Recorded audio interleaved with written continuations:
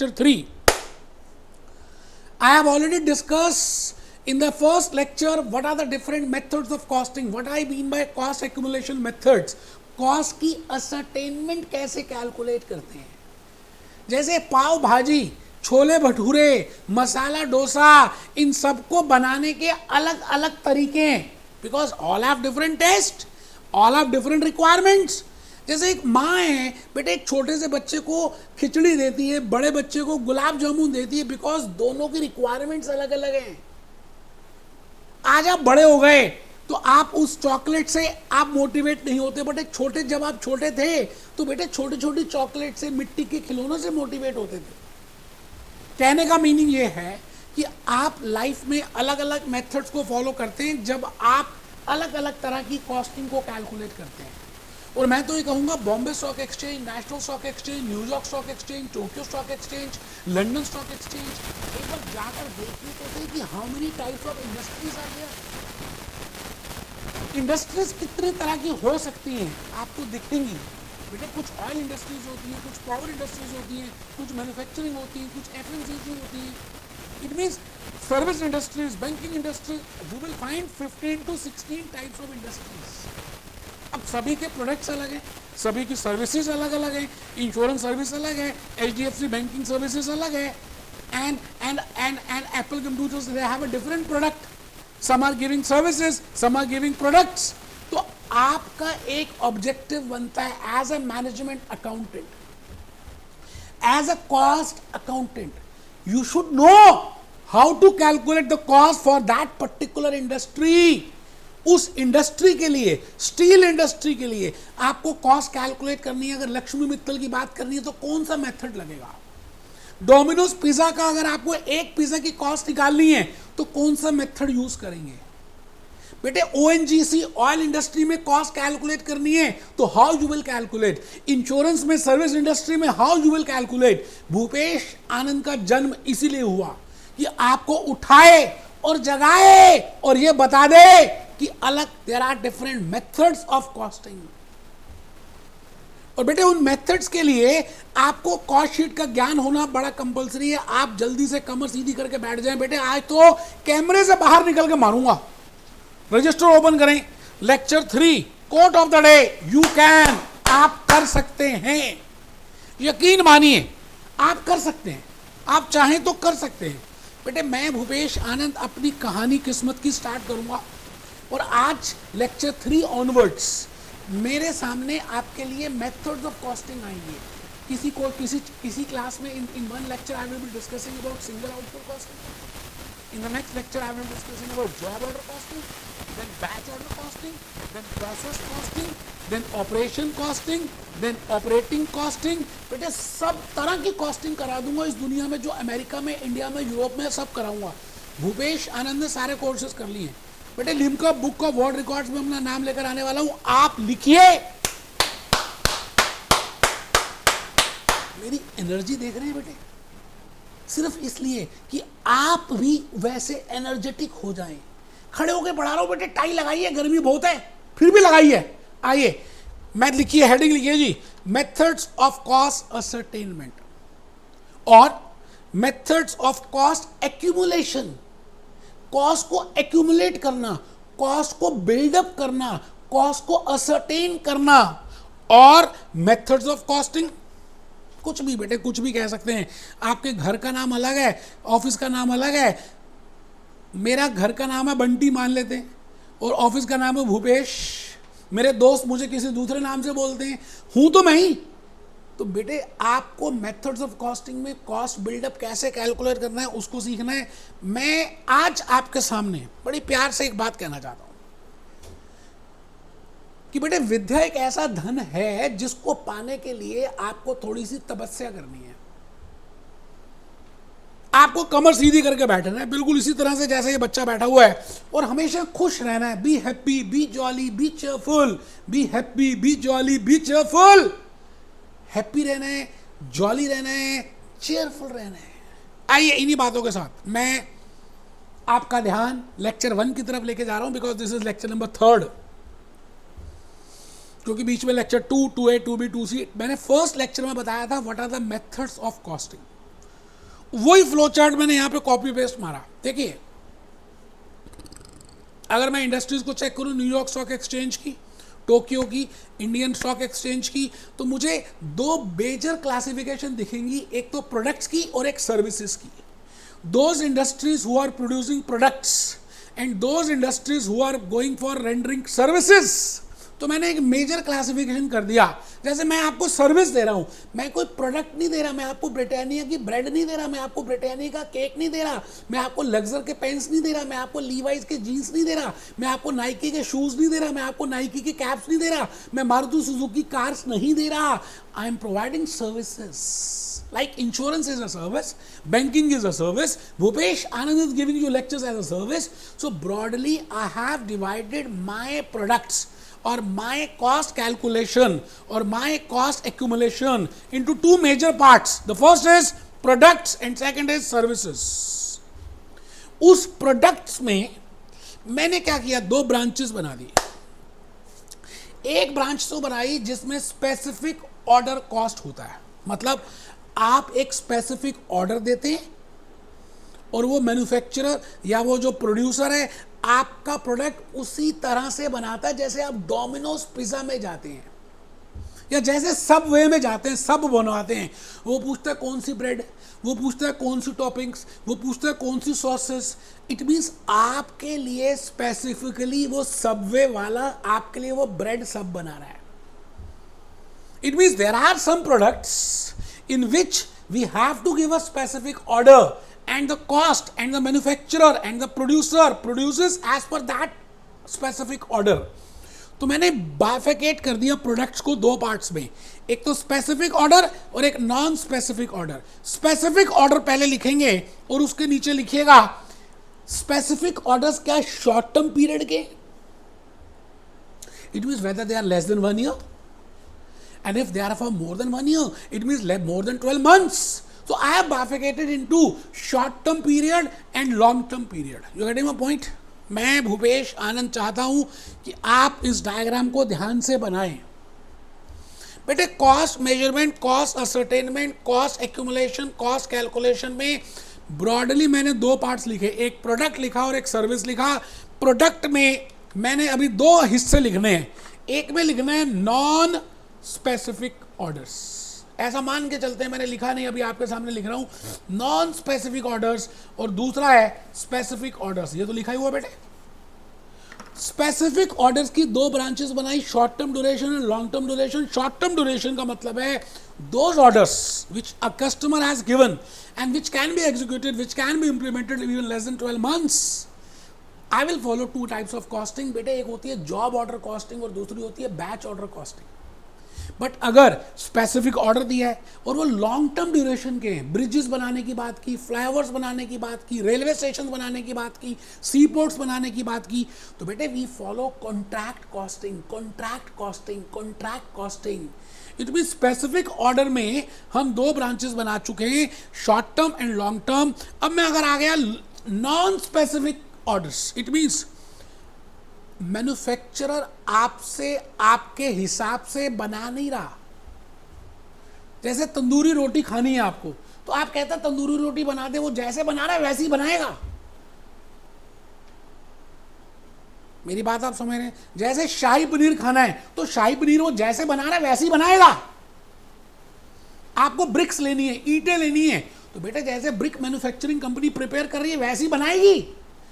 वो कहते हैं जी हम आपके हिसाब से नहीं बनाएंगे, we will not prepare as per your order, we will prepare as per our wish. हम जैसा बना रहे हैं बिल्कुल वैसा ही प्रिपेयर करेंगे।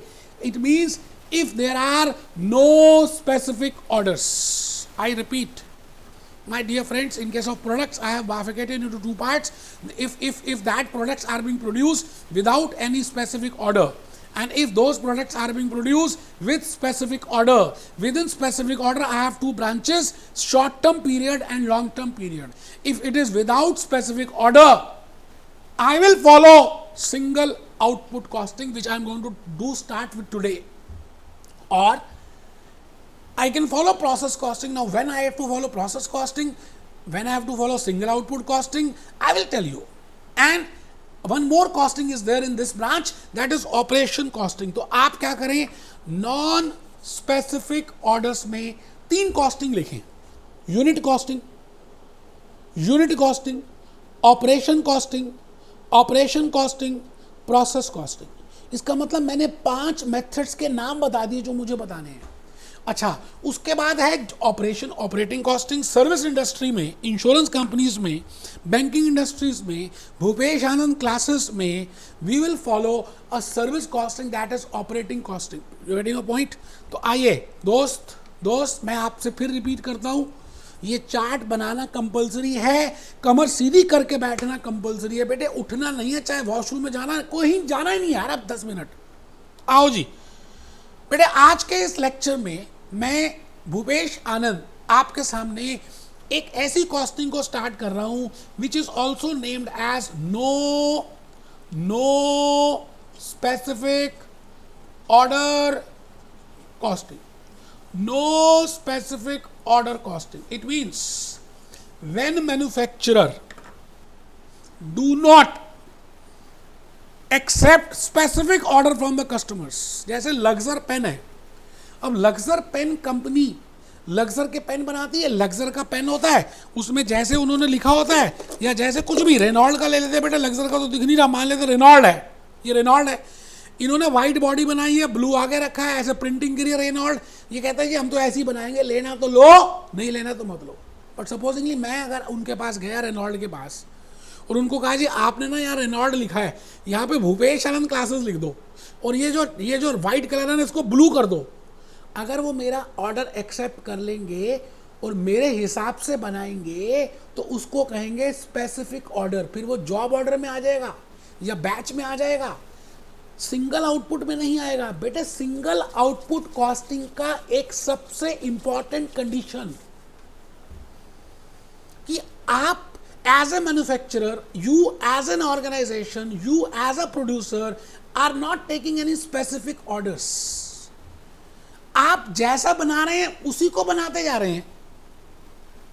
इन those types of industries we follow either unit costing और सिंगल आउटपुट कॉस्टिंग और सिंगल यूनिट आउटपुट कॉस्टिंग, कुछ भी, मैंने 4 नाम लिखे हैं, आप लिखें unit costing, single costing, output costing और सिंगल आउटपुट कॉस्टिंग। बेटे चारों नाम लिख देंगे आराम से, बिल्कुल प्यार से।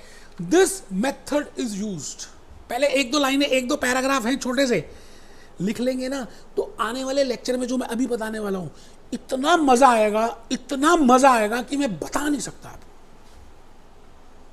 No doubt your papers are multiple choice और सब्जेक्टिव टाइप। बेटे अगर भूपेश आनंद की बात मानोगे, खून दे दोगे, तो मैं आजादी दे दूंगा यार। लिखो, this method is use where a single article is produced. पहली बात, where a single article is produced, जब एक सिंगल आर्टिकल बनाया जाता है। जैसे ये कैलकुलेटर है, ये कंपनी कहती है हम तो ऐसे ही बनाएंगे, यही डिजाइन, यही प्रिंटिंग, सब कुछ यही। No doubt this company can prepare 500 types of calculators, I am not talking of that aspect, but the point is they are preparing as per their own wish, they are not taking any specific order. So I will say it is a case of single output costing or single service is being produced or a single service is being produced or rendered, because services are rendered, products are being produced. I repeat my first point, this method, this का मतलब क्या है, एक बच्चा भूल गया, उसको नींद आ रही थी। single output costing is used where a single article is produced or single service is being rendered or by, हम तो लगातार उसी को बनाते जा रहे हैं, क्योंकि हम स्पेसिफिक ऑर्डर ले ही नहीं रहे। कॉन्टिन्यूअस एक्टिविटी, जो बच्चे समझदार होंगे वो लिखेंगे, उनको बार बार थोड़ी कहना पड़ेगा। ए पॉइंट आप लिख भी चुके हैं। दिस मेथड का मतलब है single output costing is being used where a single article is produced और a single service is being rendered by a continuous manufacturing activity. ठीक है जी। कॉस्ट पर यूनिट, अब देखना, ध्यान से देखना बेटे, मैंने lecture 2, lecture 2A, lecture 2B, lecture 2C में आपको कॉस्ट शीट बताई है, बड़ी मेहनत की है। आज उस मेहनत का रिजल्ट आएगा, आपको लगेगा यार ये तो कॉस्ट शीट का ही चैप्टर है। कॉस्ट शीट में हम टोटल कॉलम बनाते थे, यहाँ पर एक एडिशनल कॉलम और बनेगा कॉस्ट पर यूनिट का। तो आप लिखें cost sheet, cost per unit, एक यूनिट को बनाने की कीमत is arrived by dividing total cost by the number of units produced. It means total cost को हम न्यूमरेटर में लिखेंगे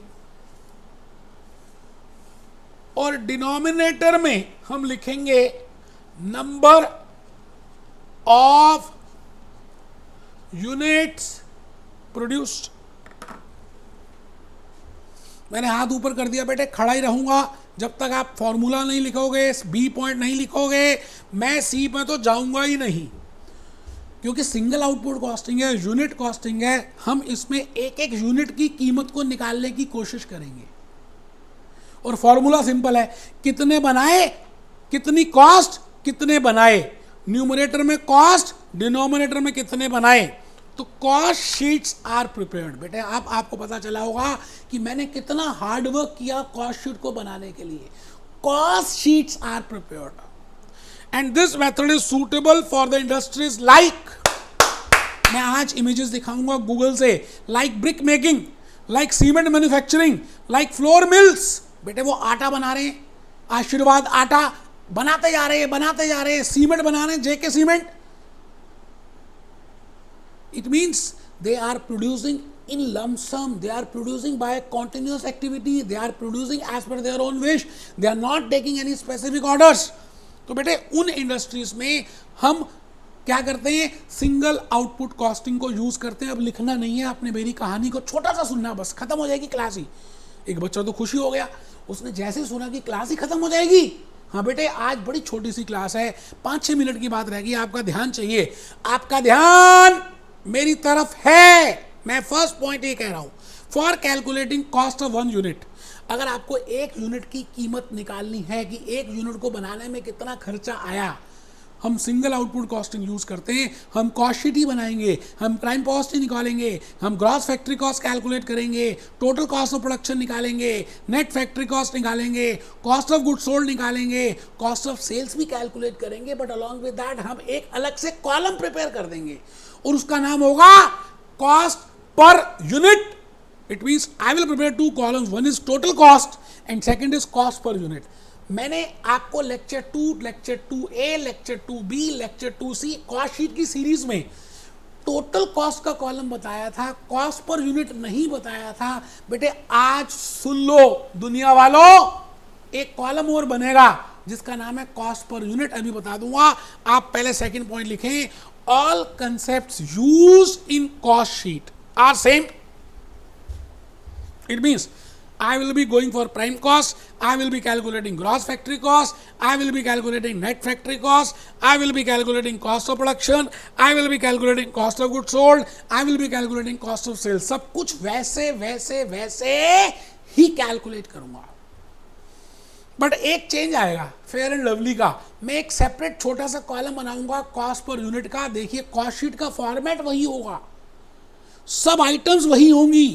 इट मीन्स 90% तो आप कर ही चुके हैं, 99% आपका सिंगल आउटपुट कॉस्टिंग कंप्लीट हो चुका है, बिकॉज आपने कॉस्ट शीट बनाने में बड़ी मेहनत की है। तो बेटे इस तरह से बनेगा। मैं फिर कहूंगा एक बात जरूर लिखनी चाहिए, when specific orders are not being accepted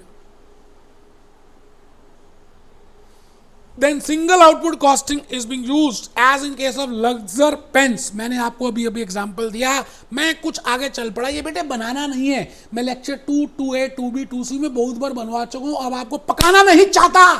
आप देखिए फॉर्मेट यही था, पहले कंज्यूम निकालते थे, फिर डायरेक्ट लेबर ऐड करते थे, फिर उसके बाद एक्सपेंसेस ऐड करते थे, and then we calculate prime cost, and then we add factory overheads, and then we calculate gross factory cost, and if there is opening stock of WIP and closing stock of WIP, we do for FIFO method, and we calculate net factory cost, and after calculating net factory cost we do add office overheads, And when I add office overheads, the total is named as total cost of production.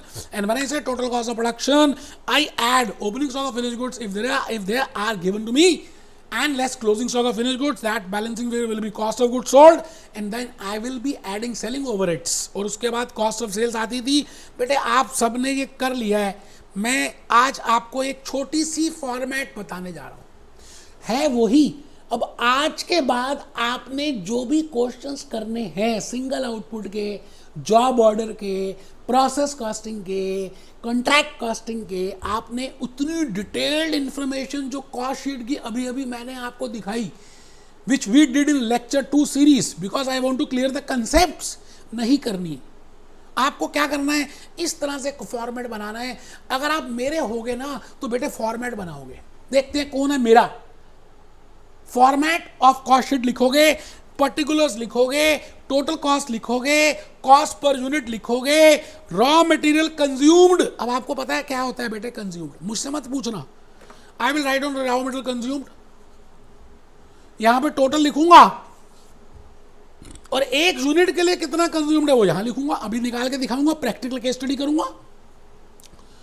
Direct labour कितनी है total, और एक unit की कितनी है, मतलब वो direct labour ने कितने यूनिट्स बनाए. Because my objective is I want to calculate the cost for 1 unit single output, so I have to divide it again and again.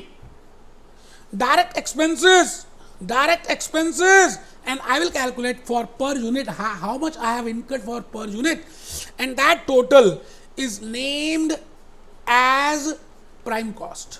आराम से बेटे आज तक आप ये कॉलम बनाते आए, कॉस्ट पर यूनिट का नहीं बनाया. सिंगल आउटपुट कॉस्टिंग में इस बात का ध्यान रखना है कि स्पेसिफिक ऑर्डर्स नहीं होते और एक कॉस्ट पर यूनिट का कॉलम बनाना है. फैक्ट्री ओवरहेड्स ऐड कर देंगे, अब कोई जरूरत नहीं है indirect material, indirect labour, indirect expense incurred in the factory. खाली लिख दीजिए factory overheads. Gross factory cost आ जाएगी.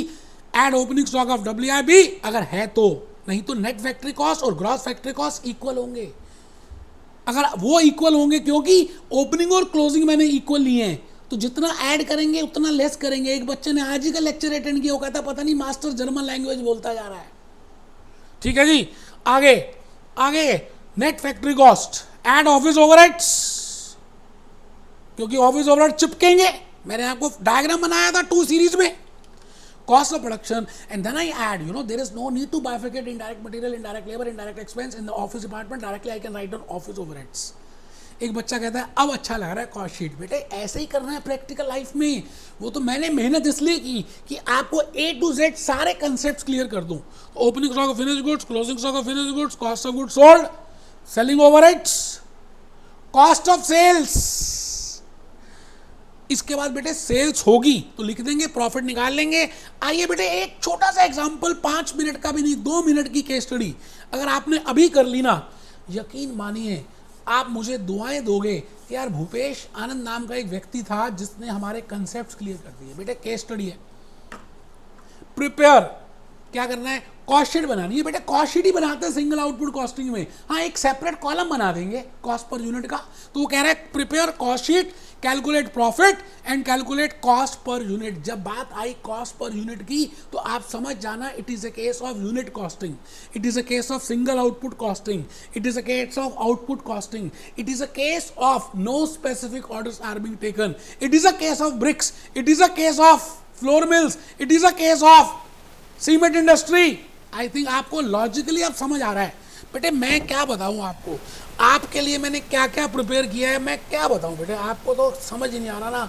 चक्कर तो ये है, ये देखो, ये बेटा ये देखो, मैंने विकीपीडिया से आपके लिए यूनिट कॉस्टिंग की बातें की. मैंने यूनिट कॉस्टिंग निकाली बेटा. ये देखो यूनिट कॉस्टिंग आपके लिए unit costing as per Wikipedia. What I mean by unit cost अभी देखेंगे, मैं अभी दिखाऊंगा आपको. उसके बाद मैंने इसको कहाँ यूज करते हैं, ब्रिक्स इंडस्ट्रीज में. तो मैंने ब्रिक्स की हमेशा पढ़ा, याद रहेगा कि जब ब्रिक्स बनाते हैं तो हम यूनिट कॉस्टिंग को फॉलो करते हैं. मैं ये कहता हूँ कि लक्सर पेंट्स का एग्जांपल दिया मैंने, फिर मैंने फ्लोर मिल्स, आशीर्वाद, हिंदुस्तान लीवर. बेटे कितनी मेहनत की है आप सोच भी नहीं सकते. आइए जी, मैं एक बार चाहता हूँ कि आप सभी एक बार लिखें. क्या लिखना है बेटे, क्या लिखना है, prepare cost sheet and find out profit and loss and cost per unit, raw material consumed. अब रुपीज में भी हो सकता है, डॉलर्स में भी हो सकता है, पाउंड्स में भी हो सकता है, यूरोस में भी हो सकता है। एक बच्चा कहता है सारे लिख रहे हैं, मैंने कहा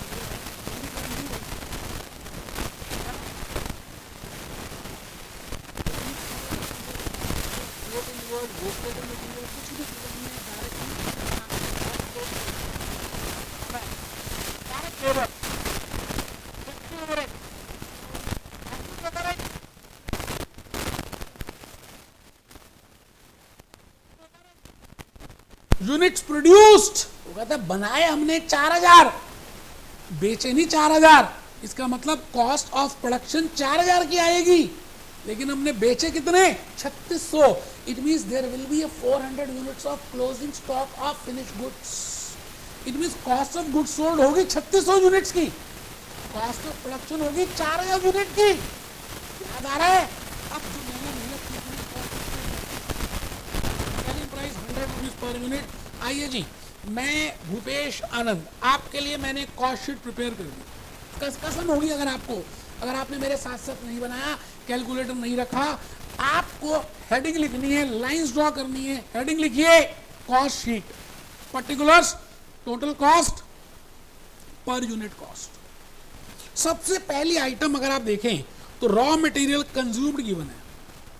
बेटे आपने 4000 यूनिट खरीदे, 4000 यूनिट प्रोड्यूस किए, इसका मतलब 1,60,000 4000 यूनिट्स की कॉस्ट है।